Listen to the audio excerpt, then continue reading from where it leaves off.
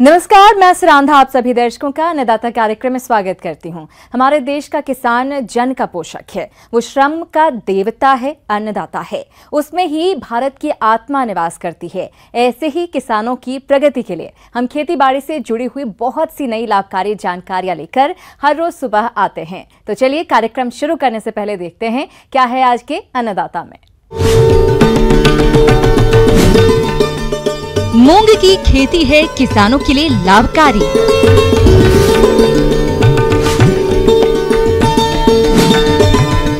अमरूद की बागवानी करके कमाए अधिक आमदनी।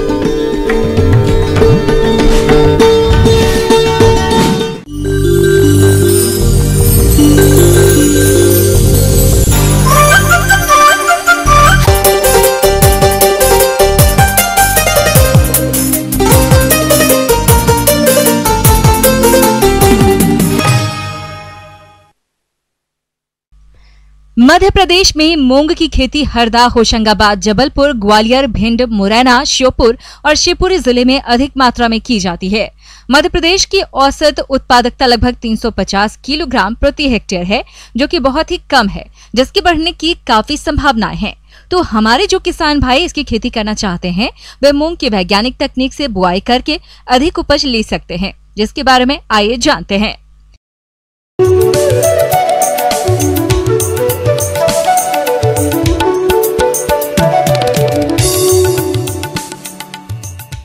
किसान भाइयों, मूंग की खेती के बारे में अगर हम आपको बता दें तो सबसे बड़ी जो बात है मूंग की वो यही है कि उसमें नाइट्रोजन को फिक्स करने की क्षमता बहुत ज़्यादा होती है। यानी 50 से 55 लगभग किलो प्रति हेक्टेयर तक नाइट्रोजन वो वायुमंडल से ज़मीन के अंदर फिक्स कर। इसके अलावा अगर आप मूंग की खेती की बात तो इसे जानती हैं कि 2 सीजन में प्रमुखतः या हम लोग इसको उगाते हैं। जो ग्रीष्मकालीन मूंग है वो जायद में आपने ली होगी। इसके बाद अभी जो हम जिस मूंग की बात करने जा रहे हैं वह खरीफ कालीन मूंग है, जो कि अभी हमारी जो बरसात हमारी शुरू हो रही है, मानसून आ गया है, अब हम इसकी बोनी करने जाएंगे। किसान भाइयों, किसी भी फसल के लिए उसकी प्रजातियां बहुत ही महत्वपूर्ण होती है, जैसा कि मैंने चर्चा किया था आपसे। ऐसे ही मूंग की जो हमारी फसल है, इनमें कुछ प्रमुख प्रजातियां हैं जो वर्षाकालीन समय के लिए सर्वायु मतलब उपयुक्त होती हैं। अगर आप लगाना चाहते हैं तो उनमें से पंत मूंग 2 है, पंत मूंग 3 है, गंगा 8 है, TMRM 1 है, सत्या के नाम से भी आती है, LGG 407 मूंग है। ऐसी कुछ प्रजातियां हैं जिनका आप चयन कर सकते हैं और जो आपके क्षेत्र विशेष के लिए उपयुक्त है, उन प्रजातियों का अगर चयन आप करें तो निश्चित रूप से आप खेती में अधिक लाभ भी पा सकते हैं और खेती को जो लाभ का धंधा बनाने का हमारा लक्ष्य है उसको भी पूरा कर सकते हैं। किसान भाइयों, अभी आपने मूंग का अधिक उत्पादन देने वाली उन्नतशील किस्मों के बारे में जानकारी हासिल की। अब आइए जानते हैं भूमि के चयन और तैयारी तथा खाद उर्वरक प्रबंधन के बारे में। मानसून आ गया है, अब हम इसकी बोनी करने जाएंगे और इसके लिए जो सबसे प्रमुख चीज़ होती है वह होती है भूमि की चयन। किसान भाइयों, मूंग की फसल एक ऐसी फसल है जिसमें अगर पानी लगा रुका तो वो पूरी तरह से सड़ जाती है। इसलिए ध्यान रखें कि जिस भी खेत का चयन आप कर रहे हैं उसमें पर्याप्त मात्रा में ढालू होना बहुत ज़रूरी है। अगर आपकी भूमि बलुई दोमट या मीडियम ब्लैक है तो उसके हिसाब से अलग अलग खेत की तैयारी करनी पड़ती है। वैसे तो 2 से 3 जुताई जो है खेत की पर्याप्त होती है। और ध्यान रखें कि जब भी आप जुताई करें तो उसको समतल कर दें। अगर थोड़े से बहुत ज़्यादा भुरभुरी ज़मीन करने की आवश्यकता इसमें नहीं होती है। थोड़ा सा अगर इसमें ढेले और है तो कोई दिक्कत आपत्ति की बात नहीं है। तो ये विशेष ध्यान रखें कि जिस ज़मीन में आप बो रहे हैं वहाँ पे पर्याप्त जल निकास की व्यवस्था बहुत ज़रूरी है। और खेत की तैयारी इसलिए भी ज़रूरी है क्योंकि अगर खेत की तैयारी आप नहीं करते हैं तो उसमें खरपतवार या तमाम तरह की जो है व्याधियाँ आने की संभावना होती है। साथ ही उसकी जड़ें भी गहराई तक नहीं जा पाती हैं। तो इस बात का विशेष ध्यान रखें कि खेत की तैयारी ज़रूरी है। किसान भाइयों, भूमि की तैयारी के समय एक बात और ध्यान रखनी चाहिए कि हमें खेत में जो हमारी गोबर की खाद या कंपोस्ट खाद होती है, जिसको हम लोग कार्बनिक खाद भी बोल सकते हैं, आजकल जैविक खाद भी आप कह रहे हैं, तो जहाँ तक गोबर की खाद की बात है वो 5 टन मतलब जो हमारी सड़ी हुई गोबर की खाद है उसका उपयोग अगर आप करते हैं प्रति हेक्टेयर तो निश्चित रूप से उत्पादन में आपको बढ़ोतरी मिलेगी। और जहाँ तक उर्वरकों की, रासायनिक उर्वरकों की बात अगर हम करें तो 20-40-20 ये एक जो रेशियो है, नाइट्रोजन 20 किलो प्रति हेक्टेयर के हिसाब से, फास्फोरस 40 केजी प्रति हेक्टेयर के हिसाब से, और पोटास जो हमारा है वो 20 किलो प्रति हेक्टेयर के हिसाब से देना चाहिए। साथ ही चूँकि मूंग की फसल में सल्फर की भी आवश्यकता होती है, तो 20 किलो प्रति हेक्टेयर के हिसाब से सल्फर का भी अगर उपयोग आप करें तो निश्चित रूप से आपके उत्पादन में वृद्धि होगी। किसान भाइयों, मूंग की फसल से आपको ज्यादा उत्पादन मिले, इसके लिए आप बीज की उचित मात्रा तथा बीजोपचार करते हुए वैज्ञानिक तकनीक से बुआई कैसे करें, इसकी जानकारी कुछ इस प्रकार से है। किसान भाइयों, अगर हम बीज दर की बात करें तो मूंग की फसल में वैसे तो इसकी जो बीज दर होती है वो 20 से 25 किलो प्रति हेक्टेयर के हिसाब से होती है, लेकिन हम आपको एक सलाह देंगे कि जब भी आप किसी फसल की बोनी करते हैं तो उसकी बीज दर का निर्धारण आप बीज का अंकुरण परीक्षण करके करें।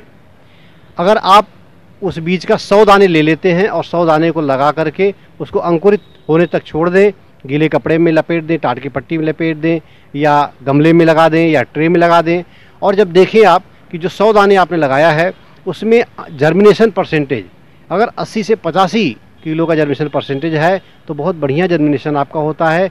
70 से 75 अगर है तो मान लीजिए कि मध्यम जर्मिनेशन है। अगर इससे कम होता है तो जर्मिनेशन लो है। इसका मतलब ये हुआ कि जो हम बीज दर आपको बताए हैं, अनुशंसित जो बीज दर होती है, अगर 80 से 85 के बीच में है तो आप अनुशंसित बीज दर का उपयोग करें, अन्यथा अपने अंकुरण परीक्षण के हिसाब से जो भी सुविधाजनक हो आप बीज की मात्रा को बढ़ा सकते हैं। किसान भाइयों, मूंग की फसल एक बहुत ही सेंसिटिव फसल होती है, इसलिए बोनी से पहले थोड़ी सी सावधानी की आवश्यकता होती है, और वो सावधानी ये है कि बीज का टीकाकरण बहुत ज़रूरी है, जिसको आप बीज का उपचार बोलते हैं। क्योंकि अगर आप बीज का उपचार नहीं करेंगे तो शुरुआती दौर में ही बहुत सारी फफूंदनाशक जो बीमारियां होती हैं उनसे हमारी फसलें बर्बाद हो जाती हैं। ऐसे में ध्यान रखें कि जब भी फसल की बोनी करनी हो उसके पहले बीज का थायरम और बाविस्टिन जो नाम की हमारी फफूंदनाशक दवाई है, 3 ग्राम दोनों की मात्रा, यानी 2 ग्राम जो है थायरम और 1 ग्राम बाविस्टिन मिला करके इसको बीज से उपचारित करें। इसके बाद जो हमारी जीवाणु खाद है, जिसको हम राइजोबियम कल्चर, पीएसबी कल्चर के तहत कहते हैं, वो भी 5 से 10 ग्राम की मात्रा के हिसाब से प्रति किलो जो बीज है उसमें 5 से 10 ग्राम मात्रा के हिसाब से उसके आप उपचारित कर सकते हैं। इससे क्या होगा कि हमारी फसलों में जीवाणुओं की संख्या जो है बढ़ जाएगी और वायुमंडल का जो नाइट्रोजन है वो भी तेज़ी से अवशोषित होगा। साथ ही जो फफूंदजनित बीमारियां हैं, जैसे कि हमारे अंकुरण के समय ही हमारी फसलों को नुकसान हो जाता है, वो उससे बचत होगी और कम से कम 10 से 15 दिन तक आपका फसल जो है अच्छी तरह से सर्वाइव कर पाएगा और उत्पादन में भी, इसमें जो फसल का उत्पादन है वो भी वृद्धि होगी। किसान भाइयों, मूंग की फसल को बोते समय एक बात का विशेष ध्यान रखें कि इसको किस विधि से आप बोएं। जैसे अगर मूंग की फसल को आपको बोना है तो खरीफ की जो फसल होती है हमारी, उसमें ये ध्यान रखें कि पक्ति से पक्ति की जो दूरी होती है वो 30 से 35 सेंटीमीटर होनी चाहिए, और पौध से पौध की जो दूरी होती है वो 10 से 15 सेंटीमीटर होनी चाहिए, और बीज की जो गहराई होती है वो 4 से 5 सेंटीमीटर से अधिक नहीं रखें, अन्यथा क्या होगा, बीज आपका जमेगा नहीं। तो इस बात को अगर ध्यान रख करके आप मूंग की खेती करते हैं, मूंग की बोनी कर रहे हैं, तो निश्चित रूप से आपकी मूंग की फसल से अच्छा उत्पादन मिलेगा। क्योंकि निश्चित दूरी जब आप रखेंगे तो उसकी शाखाएं ज़्यादा होंगी, उसमें फलियां ज़्यादा आएंगी, और फलियां ज़्यादा आने से आपके उत्पादन में निश्चित रूप से वृद्धि होगी। तो अगर आप मूंग की खेती इस तरह से करते हैं तो आप अपनी मूंग की फसल से उत्पादन भी ज़्यादा पा सकते हैं, और साथ ही खेती को लाभ का धंधा जो हमारे बनाने का लक्ष्य है उसका पूरा करें। ब्रेक के बाद आप सभी दर्शकों का अन्नदाता कार्यक्रम में स्वागत है। चलिए अब रुक करते हैं अगली कड़ी की ओर।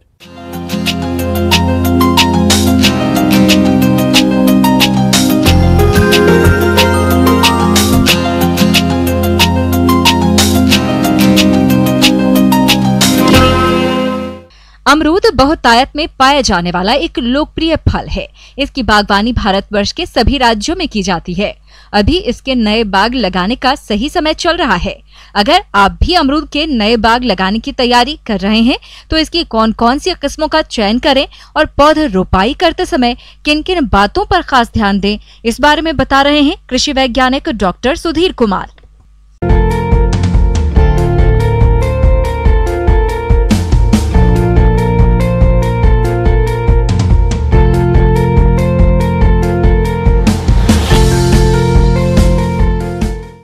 किसान भाई, जब आप अमरूद की खेती या बागवानी करने जा रहे हैं तो इसमें ध्यान देने की ज़रूरत है कि आप बागवानी करने जाते हैं। अभी आप किसान भाई अमरूद की बागवानी करने जाएंगे तो अमरूद की बागवानी में आप देखेंगे कि कौन सा प्रभेद आप जहाँ के हैं उसकी मिट्टी किस प्रकार की है, तो उसके अनुसार आप प्रभेद का चयन कर लेंगे।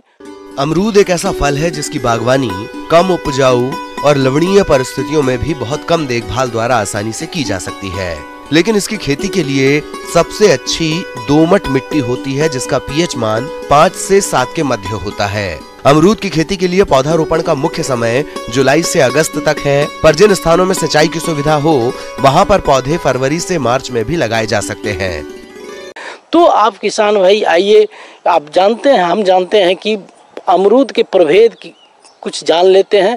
जैसे अमरूद का प्रभेद जो मार्केट में जिसका डिमांड ज़्यादा होता है, इलाहाबादी सफ़ेदा जो है ये काफ़ी पॉपुलर है और इसका उत्पादन भी जो हमारे किसान भाई लेते हैं वो काफ़ी होता है, इससे काफ़ी मुनाफा कमा रहे हैं। इसके अलावा किसान भाई आप जैसे लखनऊ 49 है, हफ्सी है, या देखेंगे मिर्दुला है, अर्का मिर्दुला है, ये सब भी, या अर्का अमूल्या है, ये सब भी प्रभेद हमारे किसान भाई लगाने जा रहे हैं।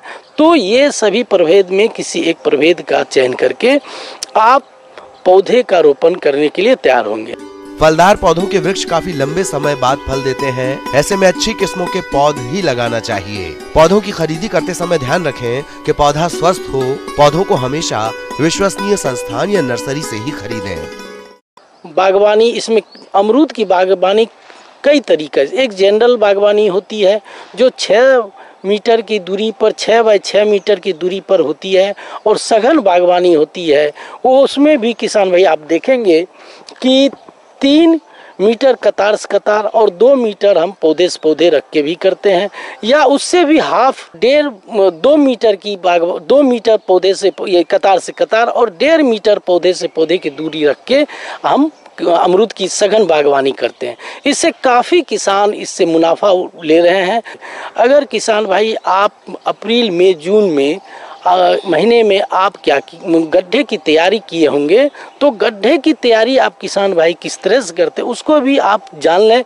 तो जो जनरल बागवानी करते हैं तो 6 मीटर बाय 6 मीटर यानी 6 मीटर कतार से कतार की दूरी रखते हैं, और उसी कतार पर 6 मीटर की दूरी पर आप पौधे, अमरूद के पौधे को आप प्रतिरोपण करते हैं।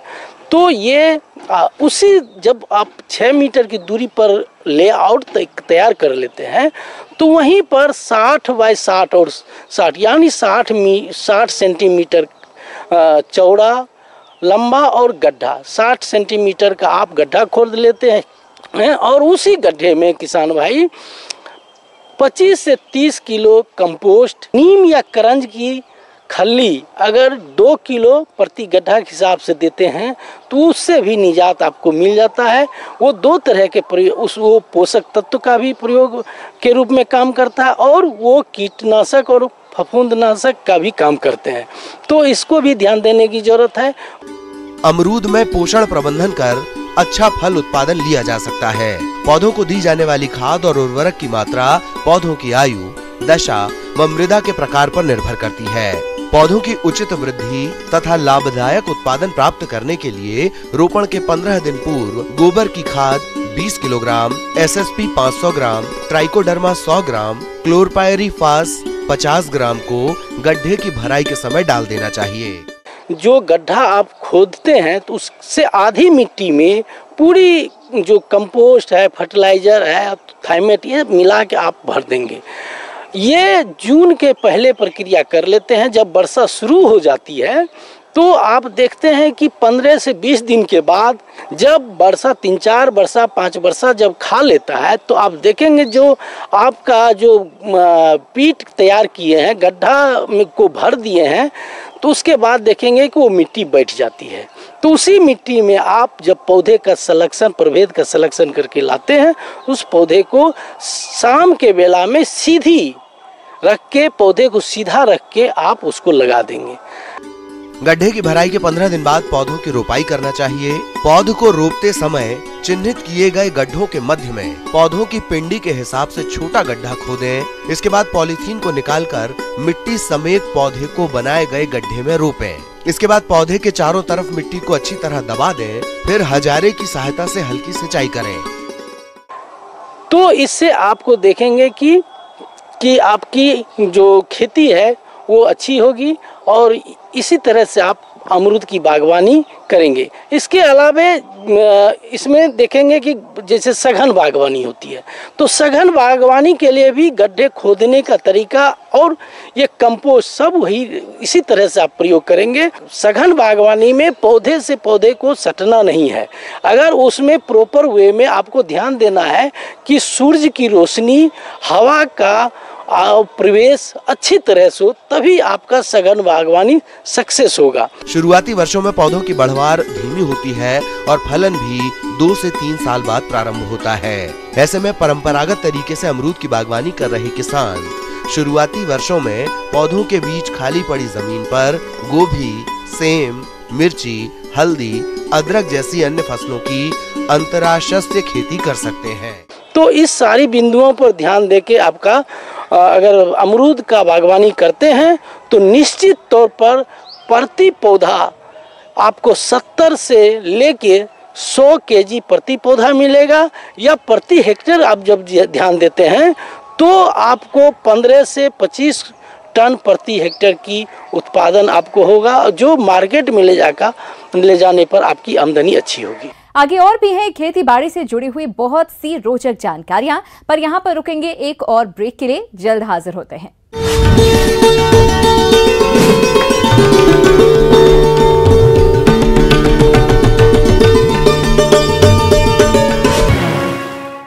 ब्रेक के बाद एक बार फिर आप सभी का अन्नदाता में स्वागत है। बढ़ते हैं अगली प्रस्तुति की ओर।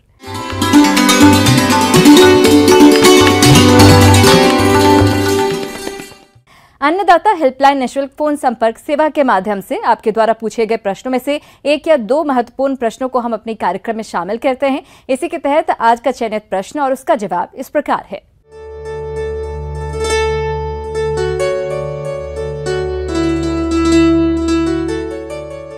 अन्नदाता कार्यक्रम में आज जो प्रश्न हमने शामिल किया है उसे पूछा है नगरिया जिला दुर्ग से रूपेश सागर ने।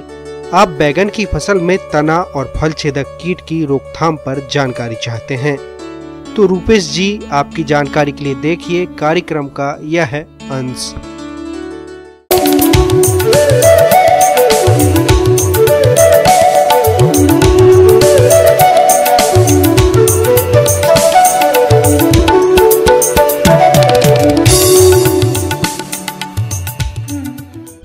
बैंगन भारत की प्रमुख सब्जी फसलों में से है, जिसकी खेती लगभग सभी क्षेत्रों में की जाती है। लेकिन बैंगन की फसल में कुछ कीटों का प्रकोप देखने में आता है, जिससे पैदावार बहुत कम हो जाती है। अगर किसान भाई समय पर इन कीटों की पहचान करके उनकी रोकथाम कर ले, तो वे अच्छी क्वालिटी का अधिक उत्पादन प्राप्त कर सकते हैं। किसान भाइयों, बैंगन की फसल में तना और फल बेधक कीट का प्रकोप काफी देखने में आता है। इस कीट की सुंडी गुलाबी रंग की बाल रहित होती है। ये सुंडियां नई शाखाओं में छेद करके अंदर घुस जाती है, जिसके कारण शाखाएं मुरझा जाती हैं और पौधों की बढ़वार भी रुक जाती है।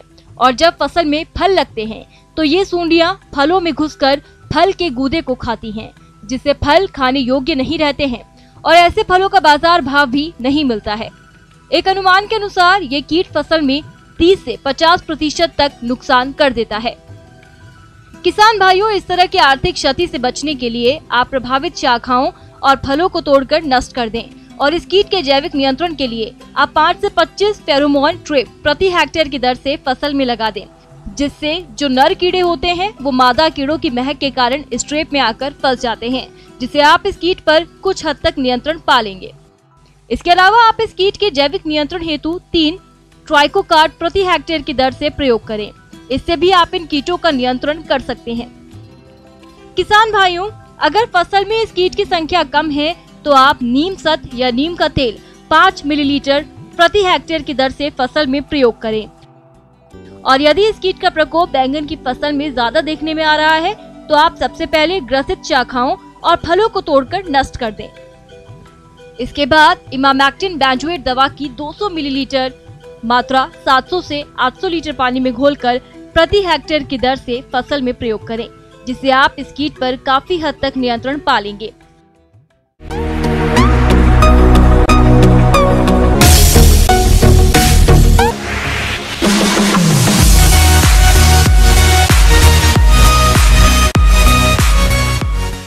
आइए अब एक नजर डालते हैं राज्य की कुछ चुनी हुई मंडियों के प्रमुख फसलों के बाजार भाव पर।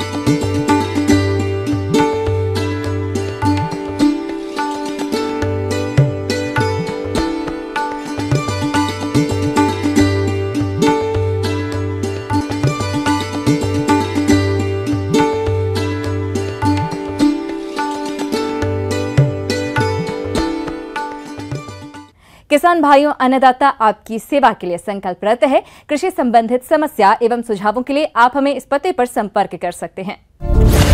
प्रोड्यूसर अन्नदाता, news 18 Madhya Pradesh Chhattisgarh, Ramoji film city Hyderabad 501512। साथ ही आप हमें ईमेल भी कर सकते हैं। हमारा ईमेल है p18annadatamp@nw18.com।